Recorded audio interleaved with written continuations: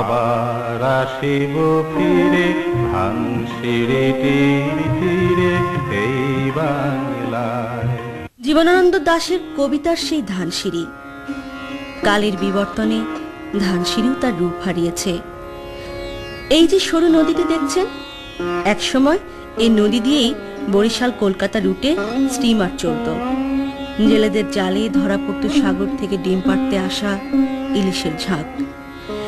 ইতিহাস বলছে সুগন্ধার বাঁক ধরে প্রবাহিত এই নদীর ধারে প্রচুর ধানের ফলন হতো, আর সেই ধান সেদ্ধ করা হতো নদীর তীরে। নাম ছিল ধান সেদ্ধ নদী। ধান সেদ্ধই বিবর্তিত নামকরণে আজকের ধানসিঁড়ি। এই নদী অনেক বড় ছিল।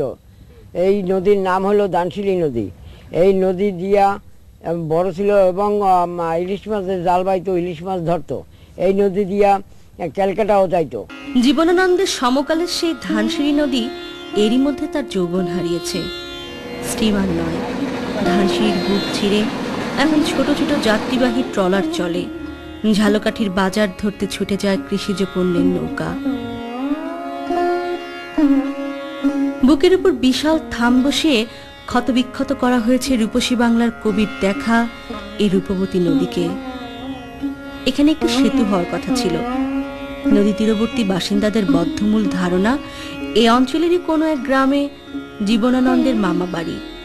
কবির বাল্যকাল নাকি সেখানেই কেটেছে, যদিও এ দাবির ইতিহাস ভিত্তিক কোনো প্রমাণ পাওয়া যায়নি। নদীর পারে তার মামা বাড়ি ছিল, গ্রামের নাম হলো সাইথলেপুর গ্রাম। এই মামা বাড়িতে জীবনানন্দ দাশ থাকিয়া পড়াশোনা করত। জীবনানন্দ দাশের বাবা সত্যানন্দ দাশ ছিলেন ব্রজমোহন বিদ্যালয়ের সহকারী প্রধান শিক্ষক। এই স্কুলে 1908 সালে পঞ্চম শ্রেণীতে ভর্তি হন কবি। এর আগে কোনো পাঠশালা নয়, মা কুসুম কুমারী দাশের তত্ত্বাবধানেই চলে তার বাল্য শিক্ষা। জীবনানন্দের পরিবার ছিল ব্রাহ্ম সমাজের অনুসারী। বাবা সত্যানন্দ মাসিক ব্রাহ্মবাদী নামে একটি পত্রিকা সম্পাদনা করতেন। এ পত্রিকায় 1919 সালে প্রথম কবির কবিতা ছাপা হয়। শহরের কালীবাড়ি রোডের আদর্শ প্রেস থেকে এই পত্রিকাটি ছাপা হতো।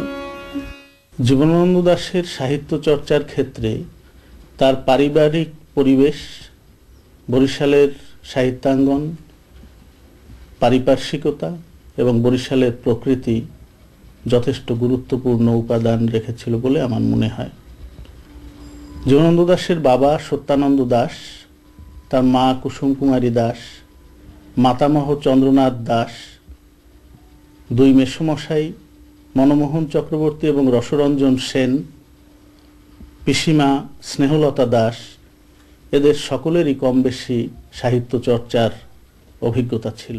1936 সালে ব্রজমোহন বিশ্ববিদ্যালয় কলেজে অধ্যাপনা শুরু করেন জীবনানন্দ দাশ। ইংরেজি পড়াতেন। ভাবগাম্ভীর্যে ভরা চরিত্রের কারণে অতটা জনপ্রিয় না হলেও ভালো শিক্ষক ছিলেন বলে জনশ্রুতি রয়েছে।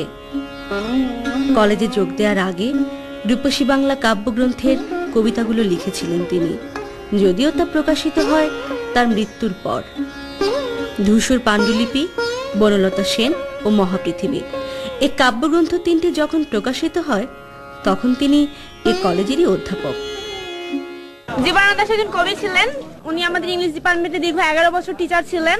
জীবনানন্দ দাশ আমাদের ডিপার্টমেন্টের একজন টিচার ছিলেন সত্য, কিন্তু আমাদের ডিপার্টমেন্টে তার ছবি ছাড়া আর কিছুই নেই। আমরা যেখানে আড্ডা দিচ্ছি এখানে জীবনানন্দ দাশের পদচারণা ছিল, এটা ভাবতে আমার খুব ভালো লাগছে। তো আমরা চাই মানে এর মাধ্যমে আমাদের বরিশালে ওনার একটা ভাস্কর্য হোক। তবে দিন বদলের সঙ্গে পাল্লা দিয়ে এই কলেজেরও কাঠামোগত পরিবর্তন হয়েছে। যে ইংরেজি বিভাগে ছিল কবির পদচারণা, সেখানে এখন পদার্থবিদ্যা। নতুন ভবনে চলে গেছে ইংরেজি বিভাগ। ইংরেজি বিভাগে জীবনানন্দের একটি ছবি এবং তার নামে একটি ছাত্রাবাস ছাড়া আর কিছু নেই ব্রজমোহন কলেজে। আফসোস, জীবনানন্দ হল হিন্দু হোস্টেল নামে বেশি পরিচিত। আমি ব্রজমোহন কলেজে পড়াশোনা করেছি। পরবর্তীকালে ব্রজমোহন কলেজে ইংরেজি বিভাগের শিক্ষক হয়ে কিছুদিন কাজ করারও আমার সুযোগ হয়েছিল। ব্রজমোহন কলেজ অনেক স্মৃতি এবং ঐতিহ্য